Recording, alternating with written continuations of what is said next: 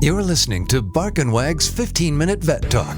Each week, your host, Polly Requa, interviews veterinarians and individuals in the pet industry from across the nation answering pet questions. Bark and Wag podcast is produced weekly for your enjoyment, and show notes can be found at barkandwag.com under the podcast tab. That's BARKNWAG.com. Please remember to subscribe to Bark and Wag 15-Minute Vet Talk. Thank you for listening to Bark and Wag 15-Minute Vet Talk. Bark and Wag is dedicated to protecting our dogs through advocacy, education, and supporting like-minded dog lovers by selling custom pet products. Bark and Wag is excited to announce our new partnership with a Colorado hemp farm to produce a line of CBD products for your pets. Bark and Wag has CBD pet tincture available in 300, 750, 1200, and 2400 milligrams. Bark and Wag CBD is pet safe, no THC, it's made in the USA, and is CO2 extracted. Please check out Bark and Wag's website, barkandwag.com. That is BARKNWAG.com to see our line of CBD and awesome merchandise. We love pooch ideas for podcasts and merchandise, so anytime send an email to Polly at barkandwag.com with your suggestions. Welcome to Bark and Wag 15-Minute Vet Talk. I'm your host, Polly Requa. Today we're talking to Dr. Laura Brown, owner of Green Tree Animal Hospital in Libertyville, Illinois. Welcome, Laura. Hey, Polly. Thanks for being on the podcast. Thanks for having me back. It's been a while, I feel like. Yes. So the first question is from a listener. How do you know if your dog has diabetes? Okay, this is a pretty common disease in dogs. So the main symptoms at home are a sudden, maybe gradual, but a significant increase in drinking water. So super thirsty, therefore lots of more urination. And they're pretty hungry in the beginning. They eat a lot and then they lose some significant weight. Those are the early signs, and those are the ones that I like so much urination, they're having accidents in the house and they never used to, kind of thing. So those are all worthy. There's some other diseases that have those symptoms too, but those are all worthy reasons to go to your vet. And so once you go to the vet, do they do blood work? Is that how they find out if your dog has diabetes? Yep, blood work and urine sample. So a diabetic, just like people, has a high blood sugar. And the urine sample also has sugar in the urine, and that's very abnormal, should never have sugar in the urine.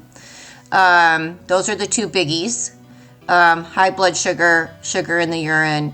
And that's what diabetes is the pancreas is the organ that puts out your insulin. And when you don't have enough insulin, then your body can't take all that blood sugar that's floating around in your bloodstream and put it into the cells that need the energy.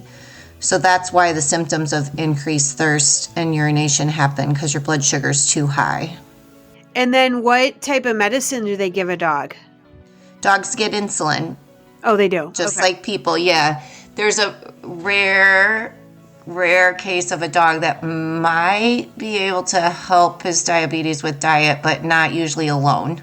Not alone. It's a different, people have a couple different kinds of diabetes, and some people's diabetics are regulated with diet alone.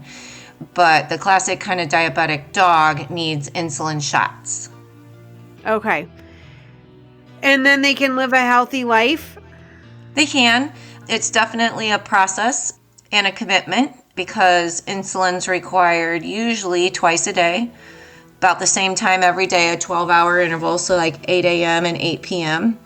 And it's super important that you know that their appetite, they're eating well when they get their insulin injection. And then, there's some rechecking after you get the diagnosis. The veterinarian picks an insulin. There's a handful of different kinds of insulins, teaches you how to give the injections, and then you go home and start going, and then you have to come back to the vet within the first 1 to 2 weeks to see if that's the right dose of insulin and how your dogs should be responding pretty quick, drinking less, peeing less, but still eating good. But it's a process, and it's a long haul commitment. I mean, it is definitely a chronic disease that needs treatment forever. Food, sometimes we change their diet too and put them on a high fiber diet. It's very treatable, just needs a lot of commitment. And is there a certain age that this usually happens? Are they older dogs? Usually it happens like middle age, yeah. Rare juvenile diabetics. I've only seen one in my whole career, but that means they're under a year when they get diagnosed. But most dogs are somewhere between like 6 and 8, middle age. Okay. It's you got to go to your vet and keep following up with your vet kind of disease. Okay. So what type of dogs usually get diabetes? Are there certain breeds? There's a couple breeds. Samoyeds, I know for one, are sometimes genetically predisposed. Other breeds that are somewhat predisposed based on their breed would be like schnauzers, because they can genetically have an abnormally high amount of lipids in their bloodstream, so a high amount of fat in their bloodstream, which can be detrimental for the pancreas. Overweight dogs are predisposed because they're too chubby on poor diets, but sometimes, like, I've had every breed in the book be a diabetic. Little dogs, big dogs. Yeah. Okay. The little dogs are easier because they don't require as much insulin. The bigger dogs are trickier because they need more insulin, therefore a little more cost involved. But yeah, chubby schnauzers and Samoyeds are on the list. Okay. Well, thank you for being on the podcast, and we look forward to having you back. You're welcome. Good to talk. Thank you for listening to Bark and Wag's 15-Minute Vet Talk. If you like what you just heard, we hope you'll pass along our web address, www.barkandwag.com, to your friends and other pet owners. Have a pressing question for a veterinarian? Ask your question at barkandwag.com under the podcast tab. This has been a KFR production. Join us next time for another edition of Bark and Wag's 15-Minute Vet Talk.